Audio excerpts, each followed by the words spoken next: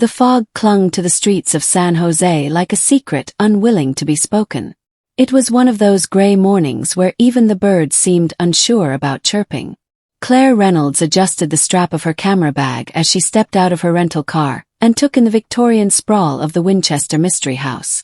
Her breath fogged slightly in the crisp air, but there was a tingling energy in her chest, a mix of curiosity and something she couldn't quite name. Maybe it was excitement. Maybe it was dread. Claire wasn't new to haunted places. As a freelance documentary filmmaker focusing on unsolved mysteries and urban legends, she had explored every supposedly haunted hospital, theater, and forest on the West Coast. But the Winchester Mystery House held a particular fascination for her. The way it twisted inward on itself, with staircases that led to nowhere and doors that opened to thin air. It was more than just architectural madness. It felt personal, like a puzzle designed to swallow people whole.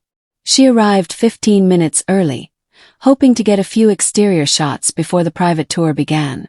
A man in his late 50s greeted her at the gate. He was tall, pale, with thinning gray hair and a blazer that seemed too stiff for comfort. "You must be Claire," he said. "I'm Walter. I'll be leading your tour today." "Nice to meet you," Claire said, shaking his hand. "Thanks again for arranging this before hours. I really appreciate it." Walter smiled faintly but didn't respond. He turned and motioned her inside. She followed him through the heavy front doors, the smell of old wood and wax hitting her like a forgotten memory. Her sneakers echoed faintly against the hardwood as they stepped into the grand foyer. The stained glass windows threw fractured beams of light across the floor. "We'll begin in the front parlor," Walter said, gesturing toward a room with plush antique furniture and a fireplace that hadn't been lit in decades. Claire set her camera bag down and started unpacking. "Has anyone ever gotten lost in here?" she asked, only half joking. Walter didn't smile. "More often than you'd think. This house was designed to confuse." Sarah Winchester believed she was building a labyrinth to keep spirits at bay. Claire nodded and switched on her camera. As she panned across the room, her lens caught a flicker of movement in the reflection of a glass cabinet. She turned quickly, but no one was there. "Did you see that?" she asked. Walter didn't answer right away. "The house is active. Let's move on." They moved through corridors that bent in odd angles and stairways that led up a dozen steps only to stop at the ceiling. Claire documented everything, sometimes turning the camera on herself to narrate what she was seeing. About 45 minutes into the tour, they reached the famous séance room. "This was Sarah's favorite room," Walter said. "Only one entrance but 3 exits. The servants refused to enter after dark." Claire walked in slowly, absorbing the red wallpaper and single hanging lamp. The energy in the room was heavy, like static before a lightning strike. She turned on her recorder. "Standing in the séance room of the Winchester Mystery House. Some say you can still hear whispers in here." Walter stepped out, saying he needed to check something on the other side of the hall. Claire took the opportunity to capture some solo footage. She walked slowly around the room, narrating into the camera. It said that Sarah would speak to the spirits nightly, asking for instructions on how to continue building. They say she never left this house. Some even claim her presence is still. She stopped. A cold breath swept across the back of her neck. She turned around. The door was closed.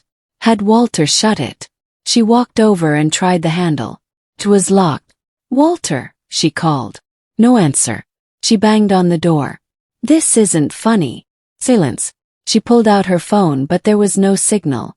Her battery dropped from 68% to 2% in seconds. Then the screen went black.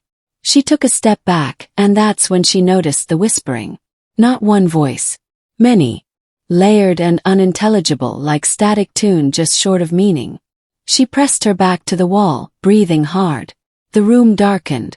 The single light bulb began to pulse, dimming and flickering. Then a soft knock came from the inside wall. Not the door. The wall itself. Claire stared, frozen. Another knock. Then another. Then a long, dragging sound, like fingernails on the inside of drywall. She grabbed her camera, still recording, and aimed it at the wall. Nothing appeared on the screen. But the sound, oh God, the sound was still there. She turned back to the door and slammed her fists against it. "Let me out," she screamed. Then, without warning, the door creaked open on its own. Walter stood outside, his face pale and eyes wide. "We need to go," he said, grabbing her arm. They hurried down the hallway, Claire trying to keep up while holding her camera against her chest. She glanced behind them. The hallway seemed to stretch longer than it had before, as though the house had shifted. "What was that?" Claire gasped. Walter didn't answer until they reached the front parlor again. "This house doesn't like certain people. You asked if anyone's gotten lost in here. Some of them are never found." Claire stared at him. "That room. I was locked in.